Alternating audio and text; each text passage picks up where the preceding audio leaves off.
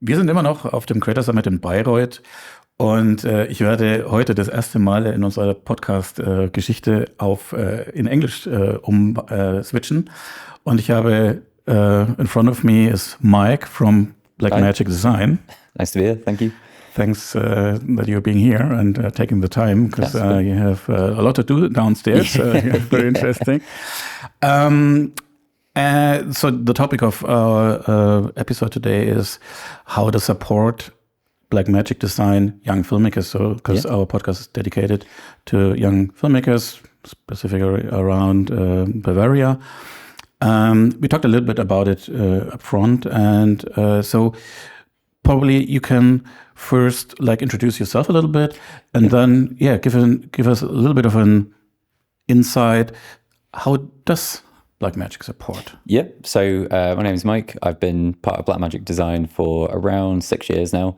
I was part of the European tech support team as a DaVinci Resolve specialist. So if you've ever sent in an email looking for some help, I've probably been one of the people answering the questions. But since then, I've moved into more of a marketing and PR type role. So we attend shows similar to Creator Summit, which are not your typical large broadcast sales shows, but something more like community based and creator focused. So, Creator Summit is the perfect place for us to be. And you have you told me that you also started as an editor or a filmmaker. Yeah. So as a freelancer prior to joining Blackmagic Design, editor, colorist. I still do some of that work now, but this is primarily what I do. But you really know what you're talking about. Yeah, I hope so. I've been using DaVinci Resolve for around 10 years. Okay. And prior to that, I used, when I was at university, I used Adobe Premiere Pro, and then just found that Resolve worked more towards my liking, and I found a better understanding with color grading through that. So it was a really positive step for me, because I learned a lot more about my style of editing, my style of color grading, and it was a big positive move for me. Interesting. So you really understand the people that are being here today. Yeah. Creator Summit. Yeah, it's been great meeting everyone, and seeing the different styles of work that they all create, and obviously the people who've been giving talks this morning, just watching how they use Resolve. So watched Felix deliver his talk earlier. And there's a bunch of techniques that he uses in his color grading that I've never even considered. So now I'm going to go and try those later, and it's been really really good to get an insight into how everyone else works with it. But I always have the impression that Resolve is a product where you have 1,000 ways to achieve your goal. Yeah. And you can do it that way, you can do it that way, and there's not a real wrong and a real right way. Exactly. But you mentioned when we talked about it that you think that Blackmagic is supporting filmmakers with a lot of, how did you call it, basic video tutorials on your website. I did not know that. I'm using DaVinci Resolve also for 10 years now, and I haven't seen them. So we have a bunch of free training materials, like you say. It's on the product page for DaVinci Resolve. So if you just go to blackmagicdesign.com, go to DaVinci Resolve. Usually along the top, you've got an overview page, and then breakdown of edits. Edit, cut, edit, color, VFX, the Fairlight page. But there's also a section for training that will take you over all the different lessons that we've got. So we've got video lessons for video courses. I think it's about 7 lessons on each topic. One for editing, one for coloring, one for VFX, one for audio, which is all video-based lessons. But then there's also written PDF books that you can again follow along to. So they've got all the video files for the lesson that go with it. So you can just follow what the person is doing within the presentation, and learn the fundamentals of that. And I feel like it's important to learn those fundamentals before you start using more, not necessarily advanced techniques, but while if you go, like I said to you before, if you go to YouTube, for example, there's nothing necessarily wrong with the lessons or the tutorials that people follow. They'll all have their own spin on it, which is great. And it's 100% what I would recommend people do. You find your own style. But it's good to understand the core principles of what you're doing first. So I would definitely recommend that people do use those tutorial lessons that we've got, because they are very comprehensive, very useful for someone who's coming into the software and wants to know the right way of doing so, or the way that we would teach it. So it's, as you said, like fundamentals. It's not like that's the real way, but it's like you should know about this, and then you can like come up with your new style, or attach YouTube content. Yeah, and they're all suitable for the free version of Resolve, not specifically the studio version. So you won't be missing anything. You won't get to a certain stage and be stuck. It'll take you all the way through it, and it'll be absolutely fine.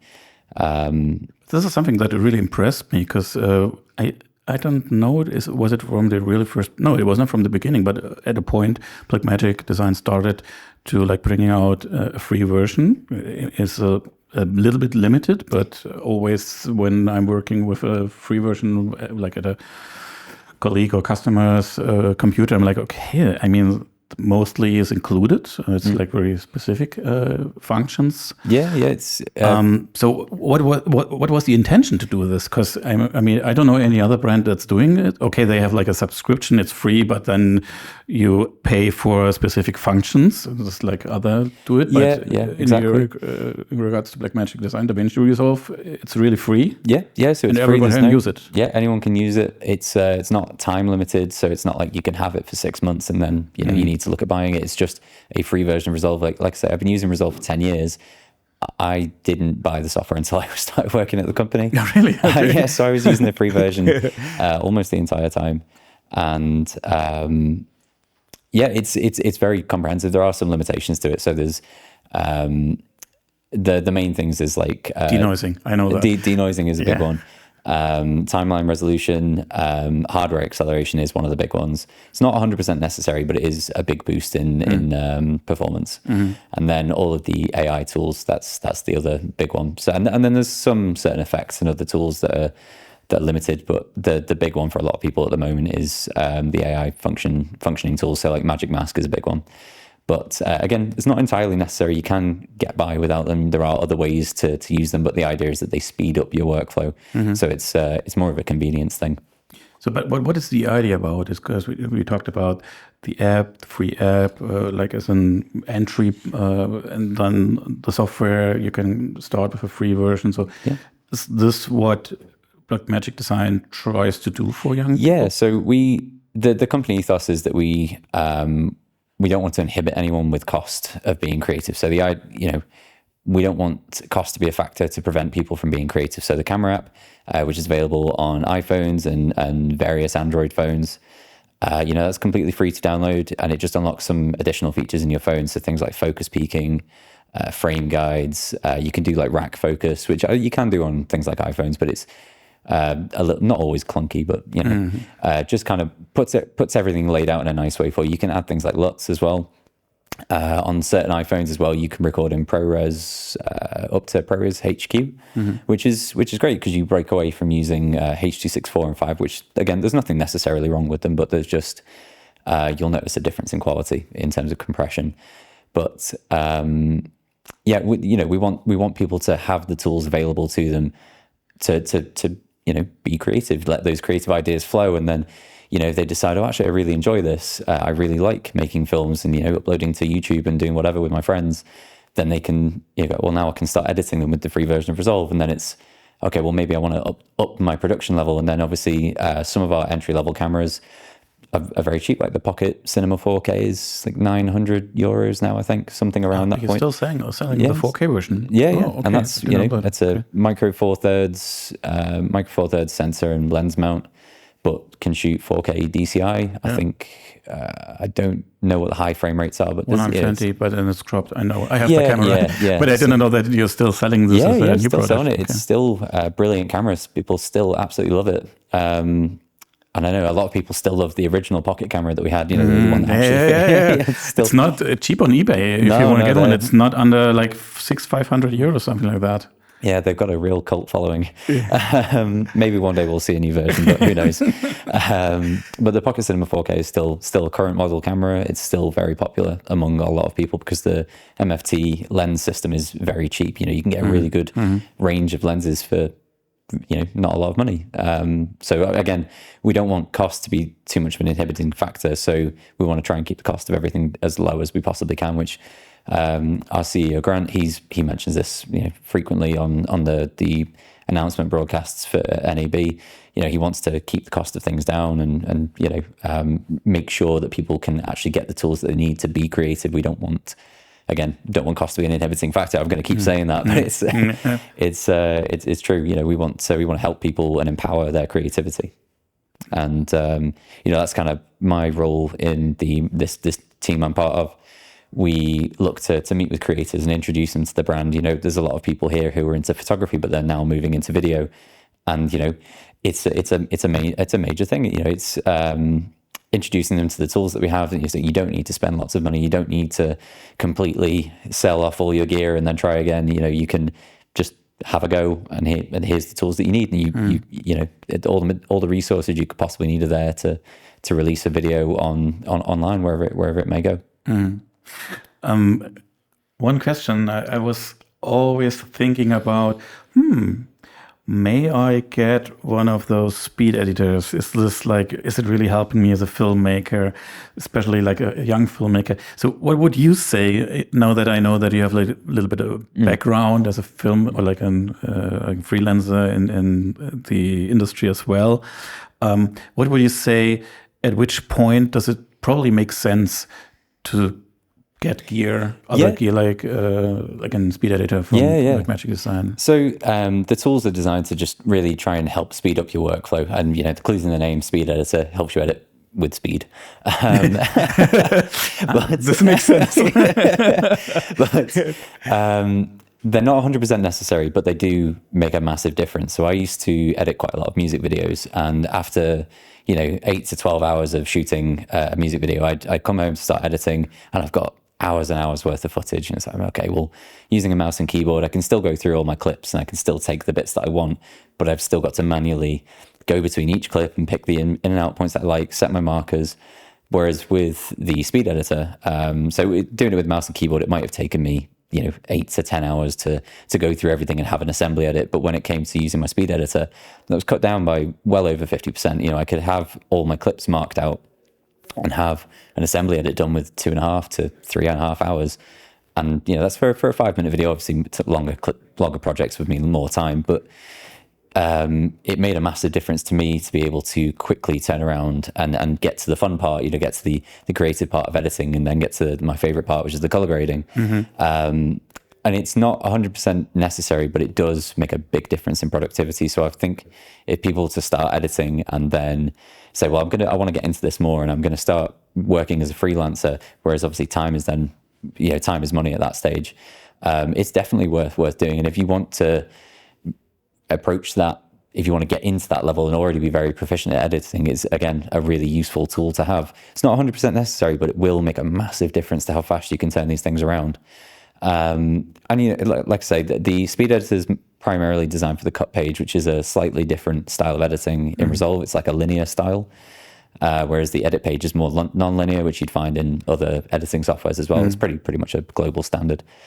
But the linear style editing page, the cut page, is a little bit different. It's more for the older editors, but it's really useful for very quickly putting things together, doing that assembly edit. It's really like similar to a Final Cut. That's how I experience it. Like, okay, what is this new page? Or it's a cut page? Or what is it doing? Oh, no, it's iMovie or like. Yeah. So it kind of goes back to the days where film editing first started, where you were still editing with physical film on a table, and you had to have everything end to end. So it kind of leans back to that, which is was a bit different for me when I first started using that page. I personally found it quite difficult because it's not the way I learned to edit, but now that I'm aware of it, and it's really useful for that fast putting things together and getting started, and like doing, a lot of people who just do social media edits, they'll find it really useful for them. And then when it comes to the color page, if you were to get like if you just use a mouse and keyboard, you can still do all your color grading, but if I want to change my shadows, I need to take my mouse and adjust that, and then I need to do my highlights and my gammas and start making my hue adjustments, and everything requires me to move my hand. But if I had the micro color panel, everything that I could possibly need is at my fingertips, and I can really quickly go through doing my temperature, my tint, my offset, my contrast, then start adding in new nodes and start doing my primaries, switch over to my logs, do those. What might take me 5 to 10 minutes with a mouse and keyboard will take me under 5 minutes with a micro color panel. And again, it's not 100% necessary, but you get obviously much faster. It's much more proficient with it. But it's more like gaming on a PlayStation or something like that. A little bit. You have a controller. And it's you get more of a natural feeling response to it. So it's a lot more tactile. Like everything's at your fingertips. And with a mouse and keyboard, you'll obviously have the mouse's DPI. The responsiveness of that comes into play. But with the control panel, it's just absolutely perfect. It's brilliant. And the micro color panel, which is the smallest one that we have, is super portable. It works with the iPad version, works on Mac, Windows, Linux, USB or Bluetooth. So it's perfect for just throwing in your bag. If you're gonna be doing editing on the go with an iPad, it's absolutely ideal. So did you have an information like how many users are really like editing on an iPad? Because for me, it's like, you get a mouse, a keyboard, but people doing that. People do that. Yeah, I've seen people. I've seen people do big projects on them. Not entirely, but it's especially with the cloud-based editing, it's a really good way to just be able to continue what you were doing whilst you're on the move. So it's at the moment it's only the cut page. On location, dailies, things. Exactly. And it's really good for I think the main driving force behind it was the idea of the social media editors who don't necessarily have a big powerful system, but they do need to be able to do things very quickly. So they've got their cut page for the fast editing, the color page for doing their the grades. And then they can deliver it and upload it within minutes. And there's the cloud project as well, so or the cloud functionality within that, which means they can sync things to someone else who is working on a big powerful system, so they can do the edit, but then someone else remotely can be doing the grading. And it's So screen is bigger than like a cell phone. But still not like carrying a laptop. Exactly. And some of the current generation iPads are very powerful. Like the M4 iPads are ridiculous. Not that I personally don't edit on one. I don't have an iPad, but I can see the usefulness of them. Like I say, it's good for being on the move. But like I say, the integration with the micro color panel is a big slot that you can put the iPad in, and then you can just be there and working on it. And it's interesting. Good. And what you told me that also in regards to the affordability, that still that you, as you said, it's probably just like you pay €100 for a gear, and like for the rest, So the speed editor comes with a DaVinci Resolve Studio license. So I like that. Yeah, it's a good way. That's how I got my studio license. Like I said before, I've been using the free version for a really long time. I've been using Resolve for 10 years, but I think over half of that I was using the free version. Then I got myself a speed editor, which came with a license, and then opened my eyes. I'm free. I'd already been using the studio version at work in the tech support department, but it was nice to have it at home, and I could do that with my own projects. But so if you use the free version, then you get to a point where, like I say, you want to be more proficient with your editing.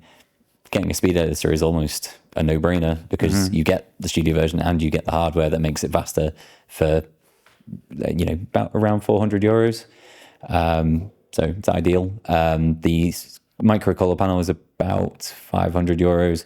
Doesn't come with a license, but I think at that point, if you're already editing, it will almost pay for itself almost immediately. Pretty interesting. And still, Blackmagic Design is selling their product as a one-time fee and not like a subscription-based thing. I mean, the cloud is a subscription, but it's like very like €5 or something. Yeah, something like that. And I think really affordable. Yeah, and it's you can reduce the cost of that how you need to. It scales with your requirements.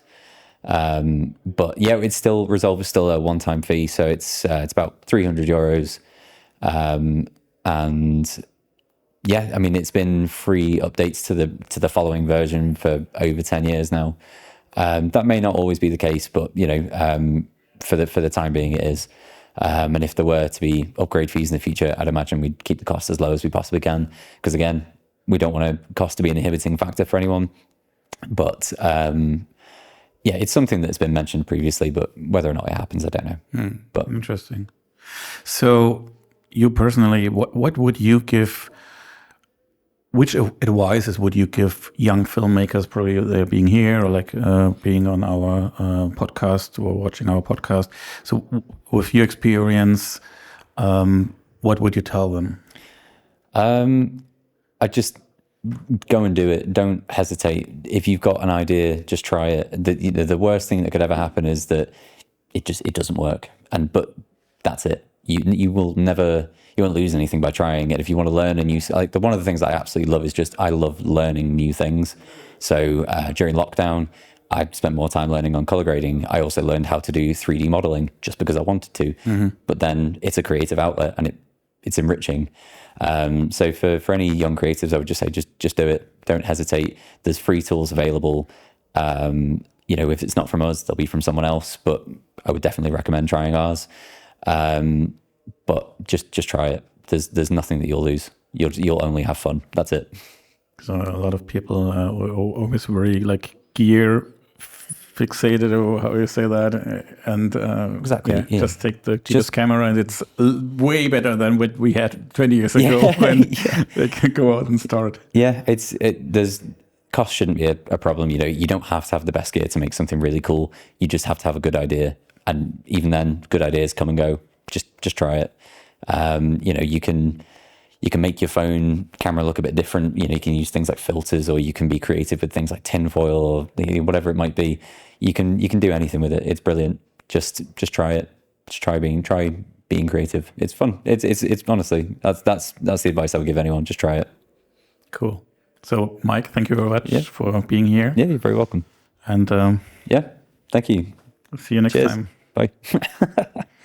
Cool.